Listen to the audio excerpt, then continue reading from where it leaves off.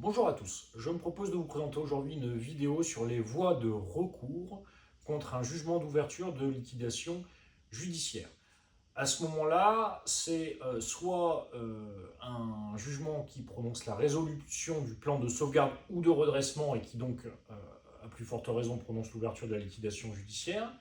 ou soit une liquidation judiciaire, j'allais dire, sèche, c'est-à-dire sans qu'il y ait eu un plan de sauvegarde ou de redressement au préalable, lorsqu'avec l'actif disponible, il n'est pas possible de redresser et de poursuivre l'activité, le tribunal compétent, soit le tribunal de commerce ou le tribunal judiciaire, va prononcer un jugement d'ouverture de liquidation judiciaire. À ce moment-là, le représentant légal de la société ou de l'activité peut faire un recours contre ce jugement d'ouverture de liquidation judiciaire. Les délais sont très courts, 10 jours à compter de la signification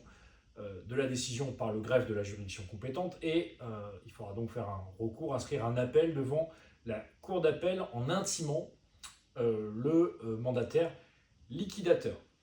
À ce moment-là, il faudra aussi veiller à assigner le mandataire liquidateur en suspension de l'exécution provisoire, puisqu'à partir du moment où il y aura un jugement d'ouverture de liquidation judiciaire, le mandataire liquidateur va procéder au licenciement des salariés, il va essayer de vendre le fonds de commerce pour qu'il puisse récupérer un maximum d'actifs pour désintéresser les créanciers, c'est-à-dire apurer le passif. Et donc le mandataire liquidateur, faisant application des dispositions légales, va avoir un rôle très actif dès le jugement d'ouverture de liquidation judiciaire, et pour réfréner ses ardeurs, pour éviter qu'il ne fasse finalement application des dispositions légales, eh bien, on va pouvoir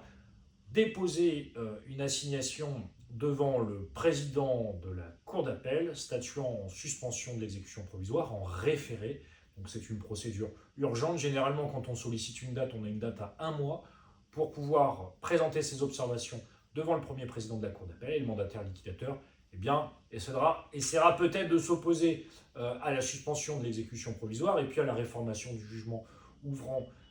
la procédure de liquidation judiciaire. Mais dans tous les cas, il faut se battre pour préserver l'emploi, préserver l'activité économique et pouvoir poursuivre l'activité. Lorsque le redressement de l'entreprise s'avère possible, une reprise du plan de redressement, et dans ces conditions, le législateur offre une voie de recours au représentant légal de la société pour solliciter la réformation du jugement d'ouverture de liquidation judiciaire. Voilà pour aujourd'hui, j'espère que cette vidéo vous aura plu et je vous souhaite une excellente journée.